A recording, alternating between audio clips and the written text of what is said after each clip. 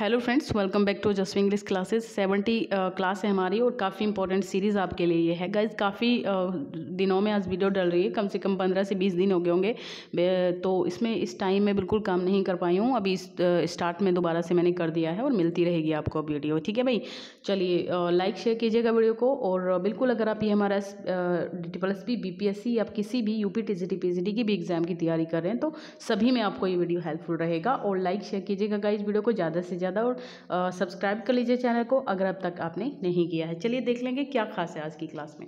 पहला क्वेश्चन देखिए, what do Goneril and Edmund conspire to do in King Lear. King Lear जो कि major tragedy में से एक है शेक्सपियर की। तो इसमें जो दो कैरेक्टर हैं गोंडरिल और एडमंड, किंग लियर की बेटी है गोंडरिल, तो ये क्या कॉन्स्पायर करते हैं, तो ये किल एल्बनी है ना, एल्बनी को किल करने का इंस्पायर करते हैं।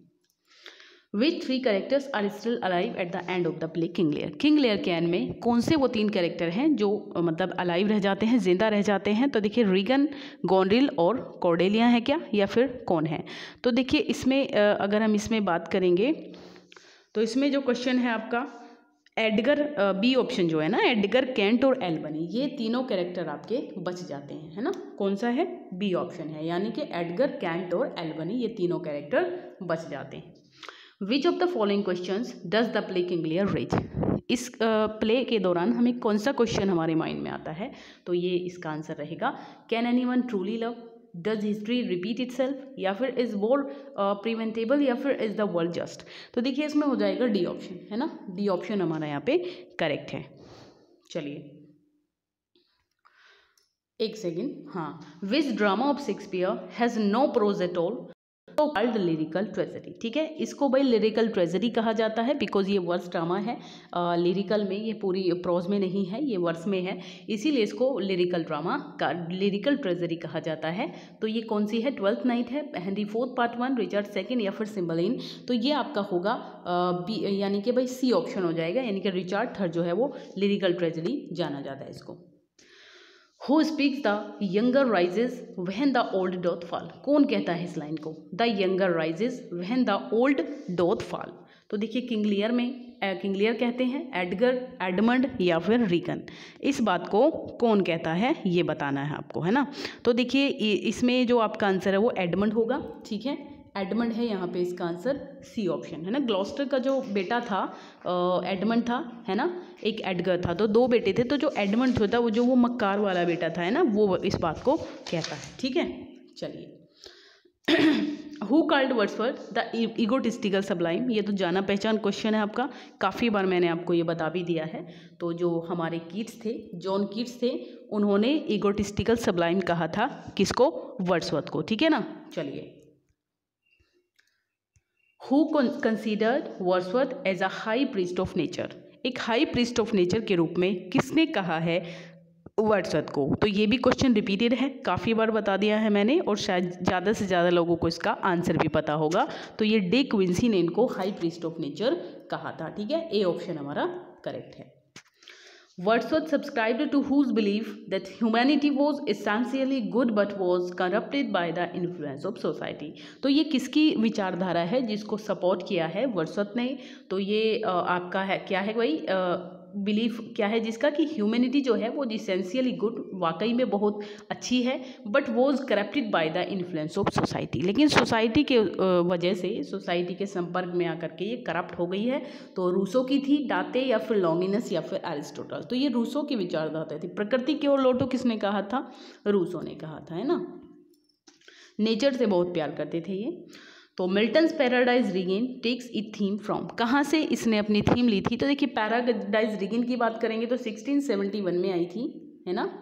ये जो मिल्टन की 1671 में आई थी पैराडाइज रिगेन, ठीक है। तो इसकी जो Saint Luke's Gospel, B option होगा, यहाँ से थीम ली गई है। The 1988 film a story was based on Galsworthy. A story, ये मुझे कुछ समझ में नहीं आया भाई। स्टोरी तो नहीं होना चाहिए, कुछ और होगा वैसे, है ना। समर स्टोरी होना चाहिए ये, है ना, ये समर स्टोरी होना चाहिए। समर मैं लिख देती हूँ यहाँ पर, ठीक है। समर स्टोरी, आ समर स्टोरी। तो ये गर्ल्सवर्दी के कौन से प्ले पे बेस्ड है?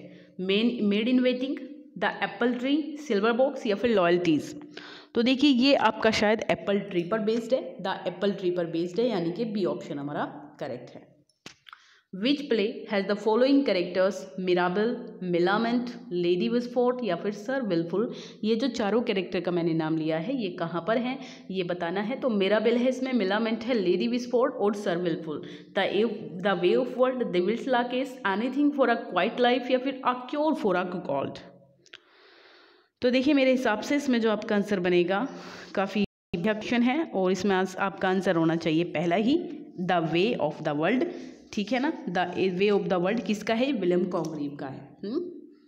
ये आप जानते होंगे, विलियम कॉन्ग्रीव है ना, विलियम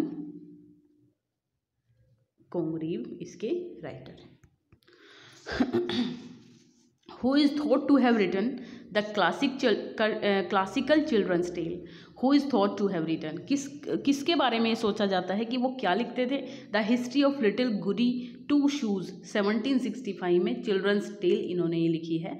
तो ओलिवर गोल्ड स्मिथ है, विलियम कॉन्ग्रीव, पीवी शैली या फिर जॉन ड्राइडन। तो देखिए ओलिवर गोल्ड स्मिथ आपका आंसर बनेगा, है ना, ओलिवर गोल्ड स्मिथ आपका आंसर बनेगा। और कौन कौन सी वर्क हैं इनके मैं ओरली आपको बता देती हूँ। देखिए कुछ वर्क हैं इनके, जैसे कि द विकार ऑफ वेकफील्ड है ना, 1766 में आया था ये।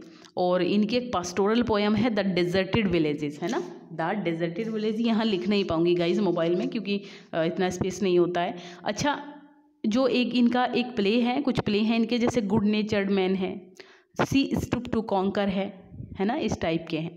चलिए, which English poet and playwright was famous for verse dramas, Stratford 1837 और पीपा पासेस 1841। इसको तो आप जानते होंगे, है ना, मुझे इसमें बिल्कुल डाउट नहीं है, इसका आंसर आपको ज़रूर पता होगा। तो देखिए पीपा पासेस और गाइज ये जो आपका वर्स ड्रामा है 1837 में, वर्स ड्रामा स्ट्रेटफोर्ड है, और पीपा पासेस 1841 में, तो ये आपके रॉबर्ट ब्राउनिंग थे। बिल्कुल गाइज, ए ऑप्शन हमारा करेक्ट है। A dictionary of English language 1755 में आई थी, is the most influential dictionary है इंग्लिश लैंग्वेज के अंदर। किसके द्वारा लिखा गया था इसको? तो ये भी आपको पता होगा, इसका आंसर भी बिल्कुल मुझे डेफिनेटली पता है गाइस, सैमुअल जॉनसन है इसका आंसर। ठीक है, आई नो कि आप लोग इसके बारे में जानते होंगे, है ना, सी ऑप्शन करेक्ट है। सिंगुलर है, एक तरफ प्लूरल है, आपको बताना है कौन सा इनकरेक्ट मैच है। मोमेंटम का मोमेंटा, ये सही है गाइज, बिल्कुल मोमेंटा होता है, वैसे मोमेंटस भी होता है ना। अच्छा बी वाला ये भी सही है ना, मिसर्स भी सही है, मदर इन लॉ का मदर्स इन लॉ ये भी सही है, और म्यूजियम का म्यूजियम, सारे सही हैं इसमें, है ना, कोई दिक्कत नहीं है इसमें, सारे करेक्ट हैं हमारे। यहाँ पे भी सिंगुलर प्लूरल का मैचिंग है। इंडेक्स का इंडाइसिस है, लेक्यूना का लेक्यूनस है, लार्वा का लार्वे है, और मैडम ये गलत है इसमें, डी जो है ये गलत है, क्योंकि मैडम यहाँ पे ए होना चाहिए, यहाँ पे ई कैसे हो गया, है ना, ये ए था तो ए ही रहना चाहिए था, मैडम्स हो जाएगा इसका, और इसका जो है हाँ ठीक है। चलिए भाई, इसमें भी सिंगुलर और प्लूरल आपको देना है। तो देखिए पेट्रोलियम का पेट्रोलियम है, ठीक है ना, प्लूरल यही होगा, और पेंडुलम का पेंडुलम्स है, फिनोमिनन का फिनोमिना है, और पोडियम का पोडिया या फिर पोडियम से, सारे करेक्ट है इसमें, कोई भी गलत नहीं है ना। चलेंगे आगे, सारे सही हैं गाइस। अच्छा, इसमें एरर देना है आपको, अ नंबर ऑफ बॉयज़, ये इफ़ कहाँ से आ गया, ऑफ है ये भाई, है ना। A number of boys are reading this novel because this is one of the most important novel of India. देखिए पहला पार्ट देखिए, a number of boys are बिल्कुल सही है, क्योंकि अ नंबर ऑफ अगर आ जाता है और यहाँ पे इसके बाद में प्लूरल है बॉयज़, तो बिल्कुल आपकी वर्ब भी प्लूरल ही लगेगी, है ना। रीडिंग दिस नॉवल, पढ़ रहे हैं इस नॉवल को, because this is one of the most important novel of India, है ना, most important novel of India. चलिए मुझे सही लग रहा है, इसमें तो नो एरर है ना, नो एरर है इसमें, मुझे नहीं लग रहा कोई एरर है, या है गाइस, मोस्ट इम्पॉर्टेंट नॉवेल्स होना चाहिए क्या?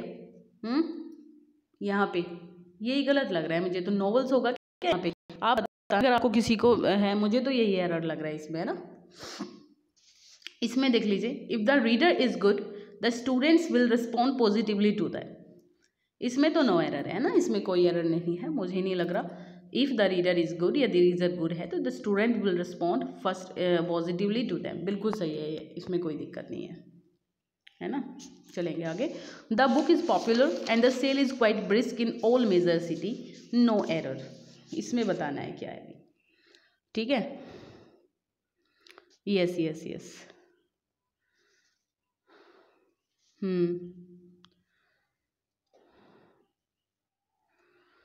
इसमें एक सेकेंड गाइज, मुझे पहले वाले में कुछ दिक्कत लग रही है। रेस्पॉन्ड पॉजिटिवली टू देम, अच्छा रेस्पॉन्ड तो उनको ही तो करेगा ना, इसमें गाइज एरर है, इस वाले पार्ट में एरर है। पॉजिटिवली टू देम, ये वाले पार्ट में एरर है ना। Positively students will respond positive, है ना, पॉजिटिवली नहीं होना चाहिए, पॉजिटिव टू देम, है ना। या फिर यहाँ पे देखिए, ये इसमें अगर आपको कुछ और लग रहा है एरर तो आप बता दीजिए मुझे। वैसे मुझे इसी पार्ट में एरर लग रहा है, मुझे पढ़ने में भी अच्छा नहीं लग रहा ये वाला, है ना। The book is popular and the sale is quite brisk in all major city, तो ऑल मेजर सिटी नहीं, है ना, ये ऑल मेजर सिटी थोड़ी ना हो जाएगा गाइज, ये आपका सिटीज़ होना चाहिए था यहाँ पे, है ना, ऑल मेजर सिटीज़ होना चाहिए था, ये दिक्कत है इसमें। His company is one of the few company, तो इसमें भी यहीं पे गलत है, कंपनी नहीं, ठीक है, कंपनी थोड़ी ना होगा, कंपनीज होगा, है ना, कंपनी, जहाँ पे सिलेक्शन की बात है ना काफ़ी सारों में से, तो जब ये यहाँ पे कंपनीज लगेगा, प्लूरल है क्योंकि काफ़ी फ्यू कंपनीज में से एक कंपनी की बात हो रही है, तो यहाँ पे रहेगा ये। चलेंगे next. On my way to the railway station I met one of your friend named Neeraj, है ना, इसमें बताइए क्या गलत है। One of your friends, one of your friends, इसमें भी यही एरर है, सारों में यही एरर है guys. One of your friends, आप तुम्हारे मित्रों में से एक, ये है इसका कहना है, तो वन ऑफ योर फ्रेंड्स होगा। आसान एरर था सारों में। अच्छा, इम्प्लॉर्ड का मीनिंग है told frankly, refused bluntly, requested earnestly या फिर एक्सेप्टेड हैप्पीली। तो देखिए इसमें अगर मुझे लग रहा है आपका रिक्वेस्टेड अर्नेस्टली होना चाहिए, है ना। इम्प्लॉर्ड का मतलब है रिक्वेस्टेड अर्नेस्टली, यानी कि सी ऑप्शन हमारा सही है। Person who pretends to have more knowledge, ऐसे व्यक्ति जो बहुत ज़्यादा ज्ञानवान बनने का दिखावा करता है, तो शार्लटन होता है ऐसा व्यक्ति, बी होगा, ठीक है। हरम आप जानते हो, जहाँ पे रानियाँ वगैरह रहा करती थी पहले राजाओं की। फिलेंड्रर और एपिक्यूरियन आप जानते हो। चलिए, part of a government which is concerned with making of rules, government का वह पार्ट जो रूल्स बनाता है गवर्नमेंट में जो अप्लाई होते हैं, तो लेजिस्लेचर होगा, बी ऑप्शन होगा इसमें। As a person the quality which Milton valued most and placed above everything else was, अच्छा एक पर्सन की तरह जो क्वालिटी, और मिल्टन में कौन सी वो क्वालिटी थी जो वैल्यूड की है, जिन्होंने मोस्ट सबसे ज़्यादा, प्लेस्ड अबव एवरीथिंग सबसे ज़्यादा, सबसे ऊपर जिन्होंने वैल्यू दिखाई है, तो इसमें चैस्टिटी है, फिजिकल प्योरिटी है, purity of mind and character, या फिर ऑल ऑफ द अबव, तो ऑल ऑफ द अबव होगा इसमें, यानी कि सारी ही चीज़ें आ जाएंगी आपकी, है ना। चलेंगे, who wrote the work and apiology for, ये क्या है भाई, स्मैक्टिमनस, है ना, इसमें ये जो वर्क है एन एपोलॉजी स्मैक्टिमस, तो इसमें ये किसके द्वारा लिखा गया है, इसको शेक्सपियर है, गाल्सवर्दी है, वर्ड्सवर्थ है और मिल्टन है। तो देखिए मिल्टन का वर्क है, शायद आपने इससे पहले नहीं सुना हो, बट ये जॉन मिल्टन का वर्क है ना, याद रखिएगा इसको। Who defended the position Milton maintained about himself, कौन ये डिफेंड करता है कि पोजिशन ने अपनी पोजिशन को मिल्टन ने मेंटेन किया है खुद की। The sacred Milton was let it ever be remembered a republican भी इनको माना गया है, और and a bold inquirer into morals and religion, तो ये जो है पी.बी. शेली हैं, एडवर्ड डाउटन है, जॉन ड्राइडन या फिर विल्सन नाइट। तो देखिए ये आपका क्या बनेगा, पी.बी. शेली ने, पी.बी. शेली की स्टेटमेंट ये रहेगी यहाँ पर, है ना। 30 क्वेश्चन है, टू द लेडी मार्गरेट ले, एक सेकंड, क्या मैंने, हाँ मैंने दिया है होमवर्क क्वेश्चन। अच्छा, टू द लेडी मार्गरेट ले 1644 या 5 में ये आया है, is a dash composed by dash, बताइए इसमें। तो देखिए गाइज ये आपका शायद एक सोनेट है जो कि मिल्टन की है ना, कौन सा ऑप्शन होगा, सोनेट है और मिल्टन की है। तो टू द लेडी मार्गरेट ले 1644 में आई थी आपकी एरोपेजिटिका और ऑफ एजुकेशन के ईयर के साथ साथ इसको आप इसको भी याद रख लीजिए, ये सोनेट है और मिल्टन के द्वारा इसको लिखा गया है, करेक्ट। चलिए, अच्छा ये आपका होमवर्क क्वेश्चन है, कैसा क्वेश्चन है, होमवर्क, आपको इसको कमेंट सेक्शन में देना है मुझे। देखिए, अबाउट हुम, किसके बारे में मिल्टन रोट, मिल्टन ने ये बात लिखी है, I knew you to the कीनेस्ट जज of poetry in general and the most honest जज ऑफ माइंड, किसके बारे में इन्होंने ये बात कही है। तो बहुत ही प्यारा क्वेश्चन है और बिल्कुल गाइज ठीक है, इसमें अलेक्जेंडर गिल हैं, चार्ल्स डर्टी हैं, जेम्स बॉल्डविन है या फिर नन। तो इसका आंसर मुझे कमेंट सेक्शन में ज़रूर कीजिएगा। Bye bye, take care guys, पढ़ते रहिए, मिलती हूँ नेक्स्ट वीडियो में जल्दी से। अब तो जल्दी जल्दी मैं आपको मिलती रहूँगी, ठीक है, बाय।